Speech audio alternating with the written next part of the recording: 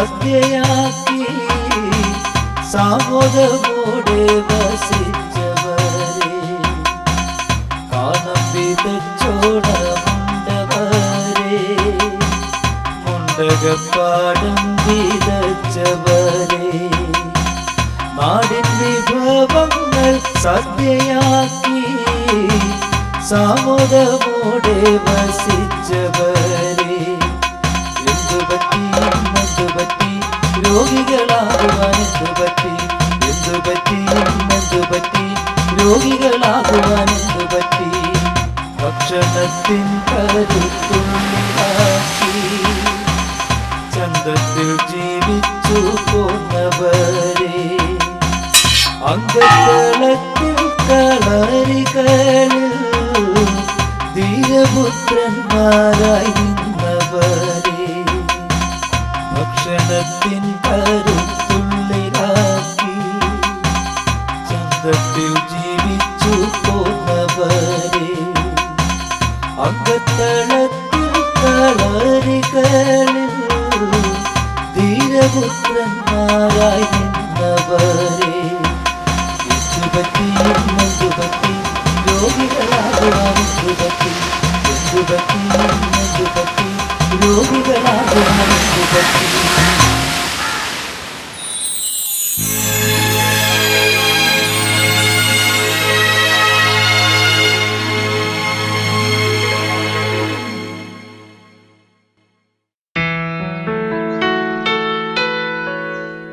യുവജനങ്ങളാണ് രാഷ്ട്ര പുരോഗതിയുടെ നട്ടെല്ല് എന്ന ഗാന്ധിജിയുടെ ദർശനം സാക്ഷാത്കരിക്കുന്നതിനായി പണ്ഡിറ്റ് ജവഹർലാൽ നെഹ്റുവിന്റെ പ്രത്യേക താൽപര്യപ്രകാരം ഗാന്ധിജിയുടെ 100ാം ജന്മദിന വാർഷികമായ 1969 സെപ്റ്റംബർ 24-നാണ് NSS എന്ന പ്രസ്ഥാനം രൂപം കൊണ്ടത്. NSS എന്നാൽ നാഷണൽ സർവീസ് സ്കീം, ഏഷ്യയിലെ തന്നെ ഏറ്റവും വലിയ യുവജന സംഘടന. ഇതിന്റെ പ്രധാന ലക്ഷ്യം ഭാരതത്തിലെ യുവതി യുവാക്കളുടെ വ്യക്തിത്വ വികസനവും അവരിലൂടെയുള്ള സാമൂഹ്യ വികസനവുമാണ്. അതിനായി കൂടിയിരിക്കുന്ന നമ്മുടെ ഈ ക്യാമ്പിൽ ഗൗരവമുള്ള ഒരു പ്രശ്നം ചർച്ച ചെയ്യപ്പെടേണ്ടതുണ്ട്. വിശപ്പകറ്റുന്നതിനും ശാരീരിക ആരോഗ്യത്തിനുമായി നമ്മൾ കഴിക്കുന്ന പലതരത്തിലുള്ള ഭക്ഷണ പദാർത്ഥങ്ങൾ നമ്മുടെ ശരീരത്തെ തളർത്തുന്ന ചിത്രമാണ് നാം ഇന്ന് കണ്ടുവരുന്നത്. ഈ വിഷയത്തെപ്പറ്റി വ്യക്തമായ അറിവ് നൽകാൻ ഏറെക്കാലമായി സാമൂഹ്യ പ്രവർത്തന രംഗത്ത് കർമ്മനിരതനായ നെയ്യാറ്റിൻകര ഇന്റഗ്രൽ ഡെവലപ്മെന്റ് സൊസൈറ്റിയുടെ ഡയറക്ടർ ഫാദർ ഷാജ് കുമാർ ഇപ്പോൾ നിങ്ങളോട് സംസാരിക്കും. അദ്ദേഹത്തെ NSS ക്ലാപ്പോടെ നമുക്ക് സ്വാഗതം ചെയ്യാം. വരണം father. Thank you, sir. Dear friends, you the hope of future India. Have you ever thought of the serious issue of food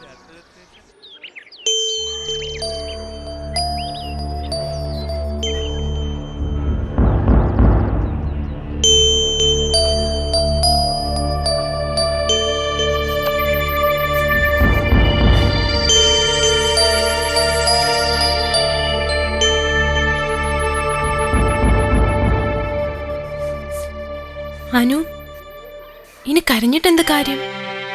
എത്ര കരഞ്ഞിട്ട് എനിക്ക് ആശ്വാസം കിട്ടുന്നില്ല. കരയാതെ മനസ്സ് ശാന്തമാക്കാൻ ശ്രമിച്ചൂടെ? അച്ഛന്റെ വേർപാട് നിനക്ക് താങ്ങാനാവുന്നതല്ല, അല്ലെന്ന് ഞങ്ങൾക്കും അറിയാം. എങ്കിലും ആ സത്യം അംഗീകരിച്ചല്ലേ പറ്റൂ. അതേ നീതു, എന്റെ അച്ഛന്റെ മരണം എന്നെ കുറേയേറെ സത്യങ്ങൾ പഠിപ്പിച്ചു. അച്ഛനാദ്യം അൾസറായിരുന്നു, പിന്നെ കുടലിലെ ക്യാൻസറായി. വേദന കൊണ്ട് പൊളയുമ്പോൾ എന്നോടും എൻ്റെ അനുജത്തിയോടും അച്ഛൻ ഒരേ ഒരു ഉപദേശമേ ഉണ്ടായിരുന്നുള്ളൂ: ഒരിക്കലും ഞങ്ങൾ ഫാസ്റ്റ് ഫുഡ് ശീലമാക്കരുതെന്ന്. കാരണം വർഷങ്ങളായി അച്ഛൻ എറണാകുളത്താണ് ജോലി. അവിടെ കഴിക്കാൻ അച്ഛന് ഫാസ്റ്റ് ഫുഡ് അല്ലാതെ മറ്റൊന്നും കിട്ടുമായിരുന്നില്ല. ഇപ്പോൾ കുടൽ ക്യാൻസറിന് കാരണമായി ഡോക്ടർമാർ പറയുന്നത് അച്ഛൻ്റെ ഈ ഭക്ഷണശീലത്തെയാണ്. അത്രയ്ക്കും പ്രശ്നമാണോ ഈ ഫാസ്റ്റ് ഫുഡ്? എന്തോ എനിക്കറിയില്ല. എനിക്കെൻ്റെ അച്ഛനെ ഇനി തിരികെ കിട്ടില്ലല്ലോ.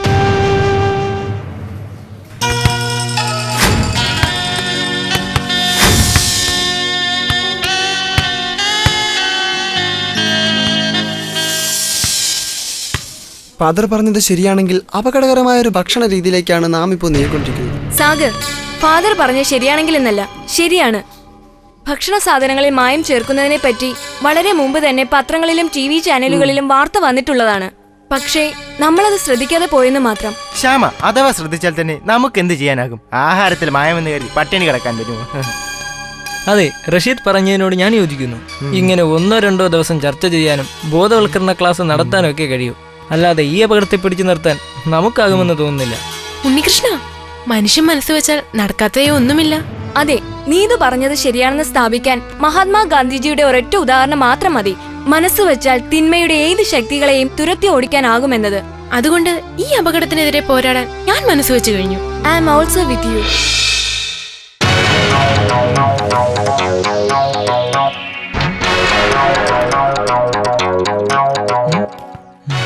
യുവജനങ്ങളാണ് രാഷ്ട്രപുരോഗതിയുടെ നട്ടെല്ല്. ആ നട്ടെല്ല് നിങ്ങൾക്കുമുണ്ടെങ്കിൽ ഭക്ഷണ പദാർത്ഥങ്ങളിൽ മായം ചേർക്കുന്നതിനെതിരെ നമുക്ക് ഒരുമിച്ച് പോരാടാം.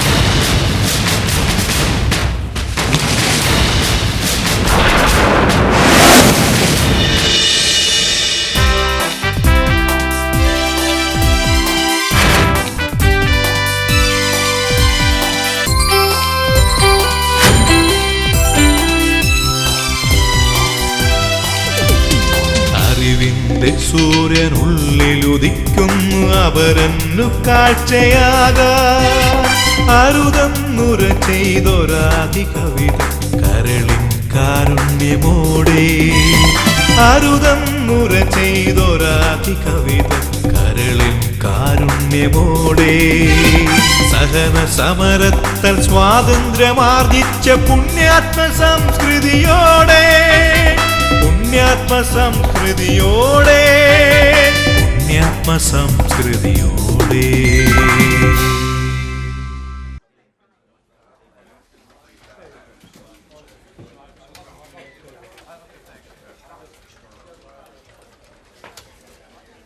അങ്കിൾ, ഇത് കഴിക്കരുത്. ഈ ഭക്ഷണ പദാർത്ഥത്തിൽ മായം ചേർത്തിട്ടുണ്ട്. അതേ അങ്കിൾ രുചികരമായി ഭക്ഷിക്കാറുള്ള ഈ പൊറോട്ടയിൽ ആരോഗ്യത്തിന് ഹാനികരമായ സോഡാപ്പൊടിയാണ് ഏറ്റവും കൂടുതലായി ചേർത്തിരിക്കുന്നത്. ഈ ചിക്കനിലാണെങ്കിലോ രുചിക്ക് അജിനോമോട്ടയും നിറത്തിന് കാർമിയോസിനും എർത്രോസിനുമാണ് ചേർത്തിരിക്കുന്നത്. ചുരുക്കി പറഞ്ഞാൽ രോഗം വരുത്തുന്ന ആഹാര സാധനങ്ങളാണ് കാശ് മുടക്കി അങ്കിൾ കഴിക്കുന്നതും ഇനി കഴിക്കാൻ പോകുന്നത്. ഈ ഭക്ഷണ രീതി എത്രയും വേഗം നിർത്തിയില്ലെങ്കിൽ കുടൽ രോഗം, അൾസർ, ക്യാൻസർ എന്നീ രോഗങ്ങൾ വന്ന് പിടിമുറുക്കും. ഒടുവിൽ ജീവിതത്തിൽ ഒന്നും ചെയ്ത് തീർക്കാനാവാതെ മരണവും വരിക്കാം. ഞാനിപ്പോ എന്താ വേണ്ടത്? ഞങ്ങൾക്കൊന്നേ പറയാനുള്ളൂ, മായം ചേർത്ത ഭക്ഷണം ഉപേക്ഷിക്കൂ, ആരോഗ്യം സംരക്ഷിക്കൂ.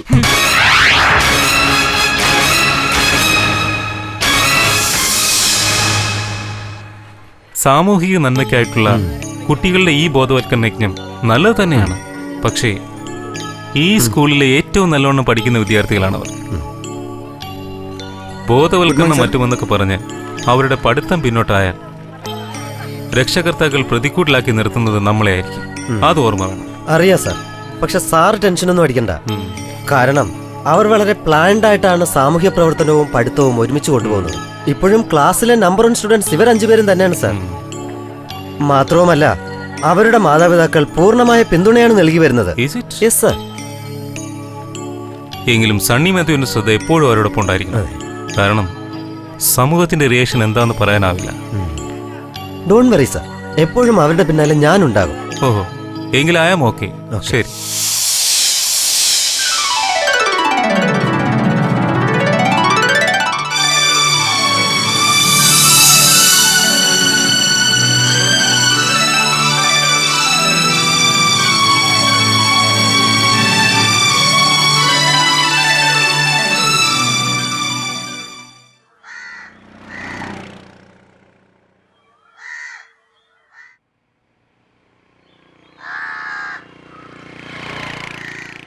അവിടെ എന്താ വേണ്ടേ? 2 കിലോ റോസരി.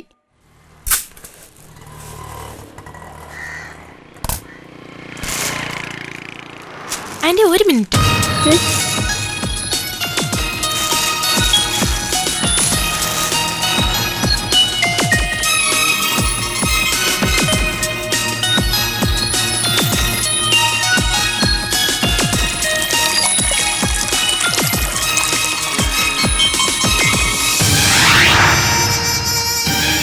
മനസ്സിലായോ റോസരി എന്ന പേരിൽ നിങ്ങൾ വാങ്ങിക്കഴിക്കുന്ന അരി ശരിക്കും എന്ത് തരം അരിയാണെന്ന്? ഇതിന്റെ കാരണക്കാർ പ്രത്യക്ഷത്തിൽ ഇവരല്ലെങ്കിൽ പോലും ഉത്തരവാദികൾ ഇവർ മാത്രമാണ്. വെറുതെ വേണ്ടാതീനം പറയരുത്. കാരണം ഈ അരിയിൽ നിറം വരുത്താനായി ചേർത്തിരിക്കുന്ന കെമിക്കൽസ് നമ്മുടെ ആരോഗ്യം തന്നെ നഷ്ടപ്പെടുത്തുന്നു. ഇവർ മനസ്സ് വെച്ചാൽ നല്ല അരികൾ വാങ്ങി കടയിൽ സൂക്ഷിക്കാവുന്നതേ ഉള്ളൂ. പക്ഷേ അധിക ലാഭമോഹികളായ ഇവർ അത് ചെയ്യില്ല. അപ്പോൾ ഇവർ തന്നെയാണ് ഇതിന് ഉത്തരവാദികൾ. നിങ്ങൾക്കറിയാമോ, ഇന്നിവർ ഉപ്പ് തൊട്ട് കർപ്പൂരം വരെയുള്ള എല്ലാ സാധനങ്ങളിലും മായം ചേർക്കുന്നുണ്ട്. ഇനിയെങ്കിലും നമ്മൾ ഈ സത്യം മനസ്സിലാക്കണം, പ്രതികരിക്കണം.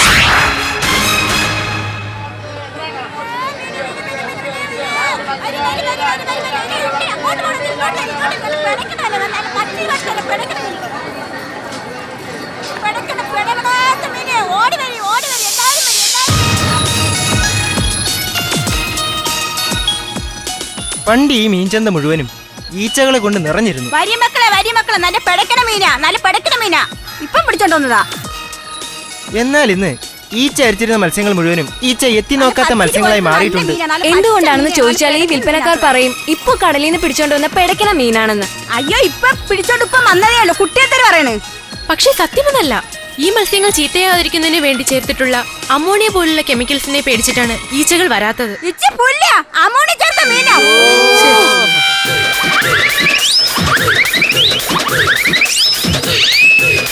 മനീഷേ, ഒരു കിലോ ആപ്പിൾ. വേറെന്തെങ്കിലും? ഏയ്,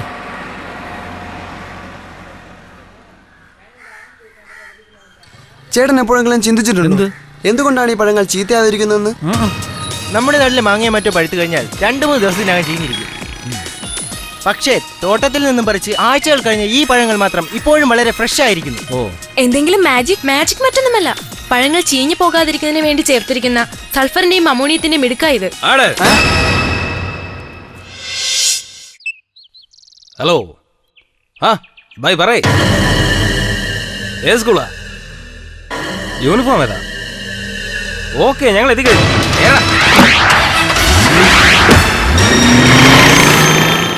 2012 സിനിമ ഇല്ലടാ, എങ്ങനെയുണ്ടത്? സംഭവം സിനിമ കൊള്ളാം, പക്ഷെ ഭയങ്കര പ്രശ്നമുണ്ട്. കണ്ടു കഴിഞ്ഞാൽ ഇവന്മാർ തന്നെ.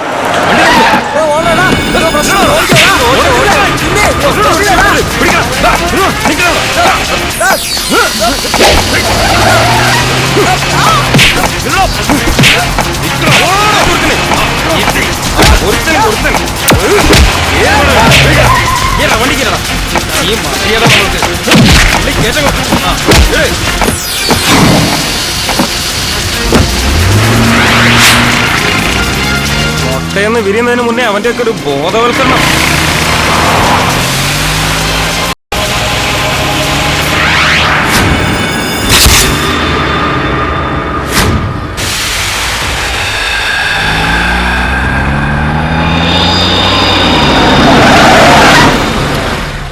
എടുത്തെറിയടവനെ.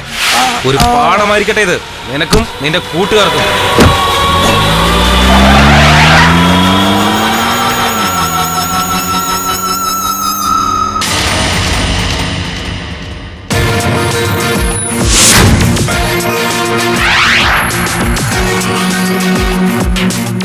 സിസ്റ്റർ, അനൂപ് ഏത് പാടില്ല? ഐസിയില്ല. Thanks doctor. അനൂപിനെ ഞങ്ങൾക്കൊന്ന് കാണാനാകുമോ? തൽക്കാലം അയാളെ കാണാതിരിക്കുന്നതാണ് നല്ലത്. അയാൾക്ക് കുറച്ച് വിശ്രമം ആവശ്യമുണ്ട്. ഞങ്ങൾ അനൂപിനോടൊപ്പം പഠിക്കുന്നവരാ. ഞങ്ങൾ കാരണമാ അവൻ ഈ ഗതി വന്നത്.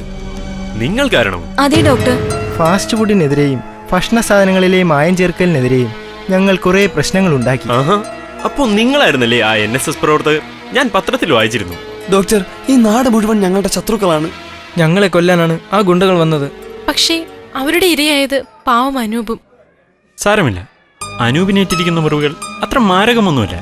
പിന്നെ ഇതൊക്കെ കണ്ട് നിങ്ങളുടെ പ്രവർത്തനങ്ങൾ നിർത്തരുത്. എല്ലാവരെയും രോഗികളാക്കുകയാണ് ഇന്നത്തെ ഭക്ഷണ രീതി. ഉദാഹരണമായി പച്ചക്കറിയുടെ കാര്യം തന്നെ നോക്കാം. രാസവളങ്ങളും രാസ കീടനാശിനികളും ഉപയോഗിച്ച് കൃഷി ചെയ്തുണ്ടാക്കുന്ന പച്ചക്കറികളാണ് നമുക്കിന്ന് ലഭ്യമാകുന്നത്. നാം എത്ര തന്നെ കഴിയാലും അവയിലെ വിഷാംശം പൂർണ്ണമായി മാറുകയില്ല. പകരം ഉള്ളിൽ ചെന്ന് നമ്മെ ഇഞ്ചിഞ്ചായി കൊല്ലുന്നു. നിങ്ങളുടെ പ്രായത്തിലുള്ളവരുടെ കാര്യം തന്നെ എടുത്തു നോക്കിയാലോ. പിസ്സ, ബർഗർ, പേസ്ട്രികൾ തുടങ്ങിയ ദുരന്തം നിറഞ്ഞ സ്വാദിഷ്ടമായ ബേക്കറി ഉൽപ്പന്നങ്ങളുടെ അടിമകളാവുകയാണ് ഇന്നത്തെ യുവതലമുറ. ഇത് ഗുരുതരമായ ആരോഗ്യ പ്രശ്നങ്ങളിലേക്കാണ് ഇവരെ കൊണ്ടെത്തിക്കുന്നത്. ശരീരത്തിന് ആവശ്യമില്ലാത്ത കൊഴുപ്പുകളാണ് ഇത്തരം സാധനങ്ങളിൽ മുഴുവൻ. ഇവയിൽ നിന്നൊക്കെ വ്യത്യസ്തമായ കാഴ്ചപ്പാടിലൂടെയുള്ള നിങ്ങളുടെ ഈ പ്രവർത്തനത്തെ ഞാൻ അഭിനന്ദിക്കുന്നു. നിങ്ങൾ ധൈര്യമായി പ്രവർത്തിക്കൂ. സത്യങ്ങൾ മനസ്സിലാക്കുമ്പോൾ സമൂഹം നിങ്ങളെ അംഗീകരിക്കും. ആവശ്യമെങ്കിൽ കഴിയുന്ന സഹായങ്ങളൊക്കെ ഞാനും ചെയ്തു തരാം. ഓക്കെ.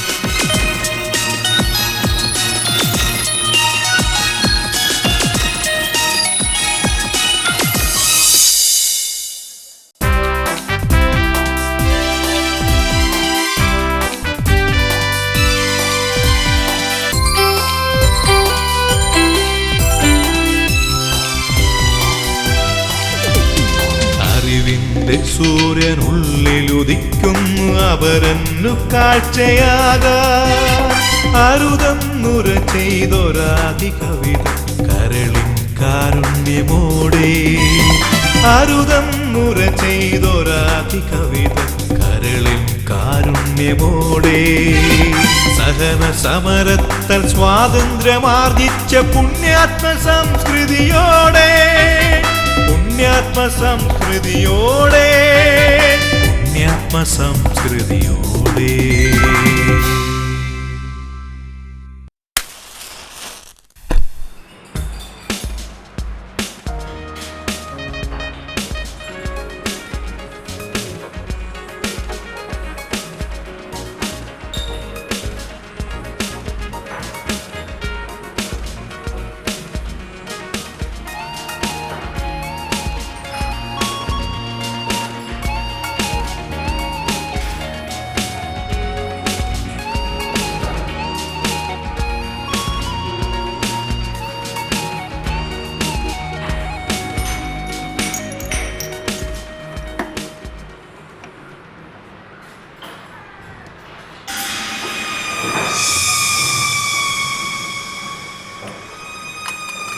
ഇത് കണ്ടോ, വെളുത്ത നിറമായിരുന്ന പാൽ നീല നിറമായത്?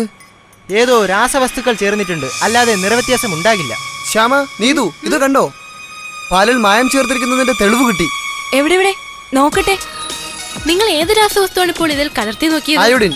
ആദ്യം ഞാൻ ഈ പാൽ നല്ലവണ്ണം ചൂടാക്കി, തണുത്ത ശേഷം കുറച്ച് അയോഡിൻ സൊല്യൂഷൻ ചേർത്ത് കുലുക്കി. ഇതാ ഇങ്ങനെ. നമ്മുടെ ഈ കണ്ടെത്തൽ സാറിനോട് പോയി പറയാം. സാറിനോട് മാത്രമല്ല, നാട്ടുകാരോടെല്ലാം പറയാം. കൊള്ള ലാഭത്തിനായി മായം ചേർക്കുന്ന കാര്യം എല്ലാവരും അറിയട്ടെ. സാർ ഇത് കണ്ടോ? എന്താ? അയോഡിൻ ചേർത്തപ്പോൾ പാലിന്റെ നിറം നീലയായി. എങ്കിൽ തീർച്ചയായും ഈ പാലിൽ സ്റ്റാർച്ച് ചേർത്തിട്ടുണ്ട്. അല്ലെങ്കിൽ കഞ്ഞിവെള്ളമോ മാവ് കലക്കിയ വെള്ളമോ ആകാം. അന്നജവും അയഡിനും ഇവ രണ്ടും ചേരുമ്പോഴാണ് നീല നിറമുണ്ടാവുന്നത്. എന്നാൽ ശുദ്ധമായ പാലിൽ അയഡിൻ ചേർത്താൽ ഒരു വ്യത്യാസവും ഉണ്ടാവില്ല. ഈ അടുത്ത കാലത്തായി പാലിൽ ഫോർമാലിനും കാരവും കൂടുതലായി ചേർത്ത വാർത്ത നിങ്ങൾ വായിച്ചിട്ടില്ലേ? ഇത്തരം ഭക്ഷണ സാധനങ്ങൾ നിത്യവും നാം കഴിക്കുന്നുണ്ട്. കടകളിൽ നിന്നും കിട്ടിയ ആട്ടിയ മാവുകൾ, മറ്റു പലവ്യഞ്ജനപ്പൊടികൾ, ഇവയിലെല്ലാം അമിതമായ മായം ചേർന്നിട്ടുണ്ട്. പക്ഷേ സൗകര്യങ്ങളുടെ പേരിൽ ഇവയുടെ ദോഷവശങ്ങളെക്കുറിച്ച് നാം ചിന്തിക്കാറില്ലെന്ന് മാത്രം.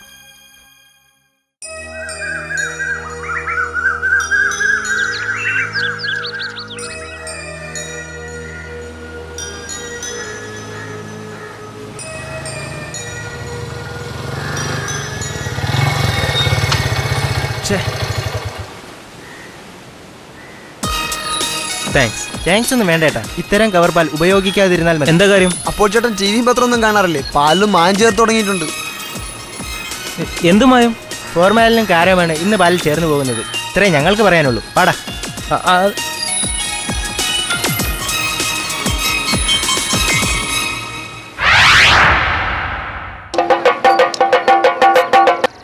നിർത്തേണ്ട നിന്റെയൊക്കെ തെരുവ് നാടകം.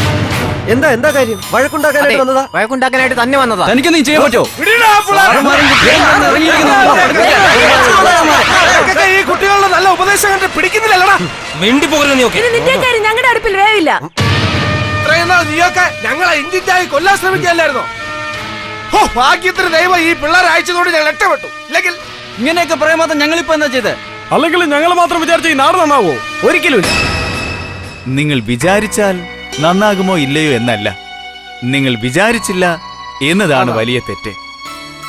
ഇങ്ങനെ ഓരോരുത്തരും മറ്റുള്ളവരുടെ നന്മയെക്കുറിച്ച് ചിന്തിക്കാതെ പോകുന്നത് കൊണ്ടാണ് ഭൂമിയിൽ തിന്മ പെരുകുന്നത്. അതിന്റെ ഫലമായാണ് യാതൊരു അറപ്പും കൂടാതെ കഴിക്കുന്ന ആഹാര സാധനങ്ങളിൽ പോലും ഇവരൊക്കെ മായം ചേർക്കുന്നത്. ഇതുമൂലമുണ്ടാകുന്ന ഭവിഷ്യത്തുകൾ മാനവരാശിയുടെ ഉന്മൂലനാശത്തിന് തന്നെ വഴിതെളിച്ചേക്കും. ഇതിൽ നിന്നും രക്ഷ നേടാൻ രണ്ട് മാർഗങ്ങൾ മാത്രമേ ഇപ്പോൾ നമ്മുടെ മുൻപിലുള്ളൂ. ഒന്നാമതായി, പൂർവികന്മാരുടെ ആരോഗ്യത്തിനും ആയുസ്സിനും അടിത്തറ നൽകിയ ശുദ്ധമായ നാടൻ ഭക്ഷണ വിഭവങ്ങളിലേക്കുള്ള തിരികെ പോക്ക്. രണ്ടാമത്, മായം ചേർത്ത ഭക്ഷണ സാധനങ്ങളെ തിരിച്ചറിഞ്ഞ് പൂർണ്ണമായും ബഹിഷ്കരിക്കുക. ഫാദർ പറഞ്ഞ 2 മാർഗങ്ങളിൽ ആദ്യത്തേതായ നാടൻ ഭക്ഷണ വിഭവങ്ങളിലേക്കുള്ള തിരിച്ചുപോക്ക് അത് അസാധ്യമായ ഒരു പരിശ്രമം തന്നെയാണ്. കാരണം നാടൻ വിഭവങ്ങളുടെ കൃഷിയും മറ്റും ഗ്രാമങ്ങളിൽ നിന്ന് ഇന്ന് അന്യമായി കൊണ്ടിരിക്കുകയാണ്. എങ്കിൽ രണ്ടാമത്തെ മാർഗം ശക്തമായി സ്വീകരിക്കുകയായിരിക്കും ഉചിതം. അത് സാധിക്കുമോ? തീർച്ചയായും. ഈ കുട്ടികൾ തെളിയിച്ച നന്മയുടെ പരിശുദ്ധിയുടെ ദീപങ്ങൾ ഈ ഗ്രാമം മുഴുവൻ കൂട്ടായി നിന്ന് ഒന്നിച്ച് തെളിയിക്കാൻ തയ്യാറായാൽ അത് സാധിക്കും. എന്താ, അതിന് നിങ്ങൾ തയ്യാറാണോ? ഈ ബെന്നൂർ ഗ്രാമം മുഴുവൻ നാളെ നിരാഹാര സമരത്തിലേക്ക് നീങ്ങുകയാണ് ഫാദർ. അതെ അതെ. അങ്ങേ പോലുള്ളവരുടെ മനസ്സിലെ നന്മ ഫലം കാണാതിരിക്കില്ലല്ലോ. ഇത് ജീവിക്കുവാൻ വേണ്ടിയുള്ള സമരമാണ്. വിജയിക്കുക തന്നെ ചെയ്യും. അതെ, കഴിയുമെങ്കിൽ നമുക്കിന്നൊരു പത്രസമ്മേളനം നടത്തണം. അതെ അതെ. മാധ്യമങ്ങൾ നമ്മുടെ പ്രവർത്തനങ്ങളെ വലിയൊരളവിൽ സഹായിക്കുന്നുണ്ട്. പക്ഷേ ആ കുട്ടികളെ വേണ്ട രീതിയിൽ സംരക്ഷിക്കാൻ നമുക്കാകണം. സണ്ണി ഇപ്പോഴും ആ ഗുണ്ടകളെ ഭയക്കുകയാണെന്ന് തോന്നുന്നു. ഭയക്കാതിരിക്കാനാവില്ലല്ലോ, കൊട്ടേഷൻ ടീമുകളുടെ കാലമല്ലേ.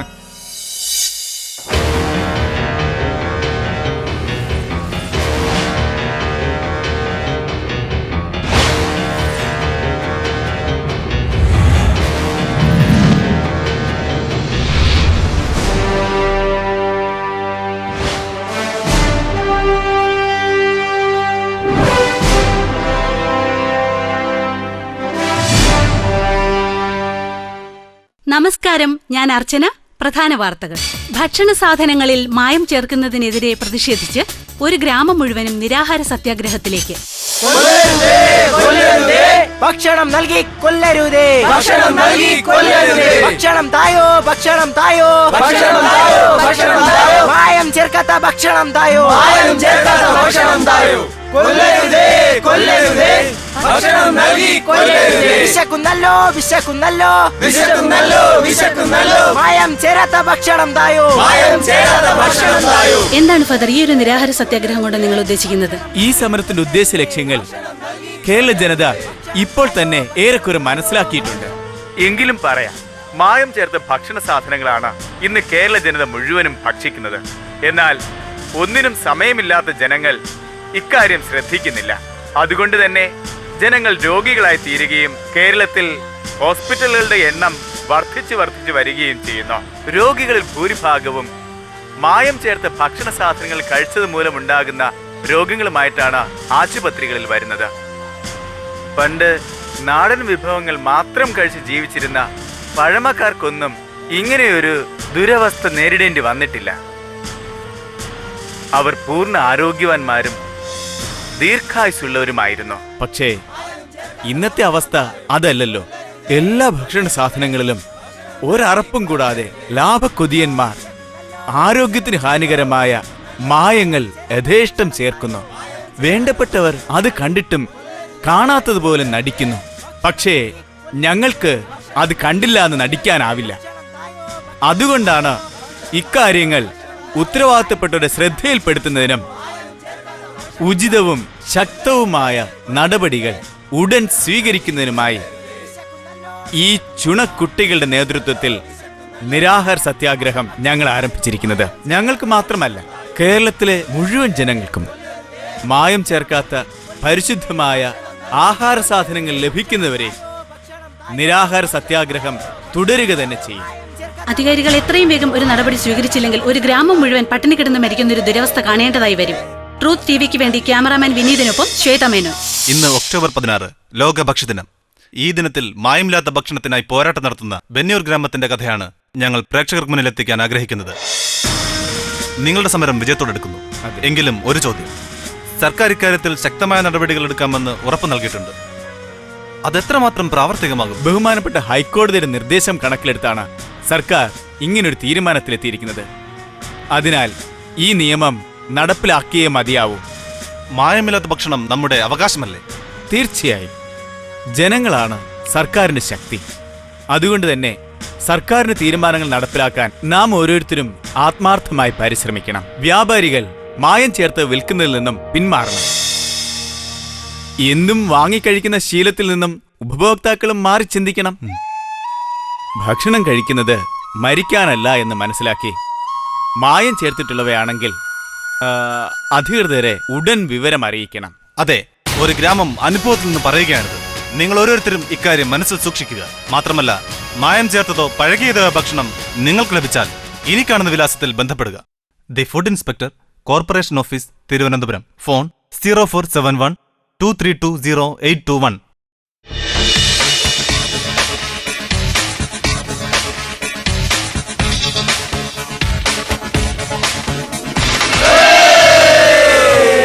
ഇവരുടെ സമരം വിജയം കണ്ടിരിക്കുന്നു. ഇനി ഈ ഗ്രാമം മാത്രമല്ല, കേരളമാകെ ഭക്ഷിക്കുന്നത് പരിശുദ്ധമായ ഭക്ഷണമായിരിക്കും. അതിനുവേണ്ട കർശനമായ നടപടികൾ ഇന്നലെ ചേർന്ന മന്ത്രിസഭായോഗത്തിൽ തീരുമാനിക്കുകയുണ്ടായി. മായം ചേർത്ത ഭക്ഷ്യവസ്തുക്കൾക്കെതിരെ പോരാട്ടം നടത്താനായി മുന്നോട്ട് വന്ന കർമ്മധീരരായ PR വില്യം ഹയർ സെക്കൻഡറി സ്കൂളിലെ 5 കുട്ടികളെയും ഇന്നലെ തലസ്ഥാനത്ത് ചേർന്ന ഭക്ഷ്യമേളയിൽ മുഖ്യമന്ത്രി ആദരിച്ചു.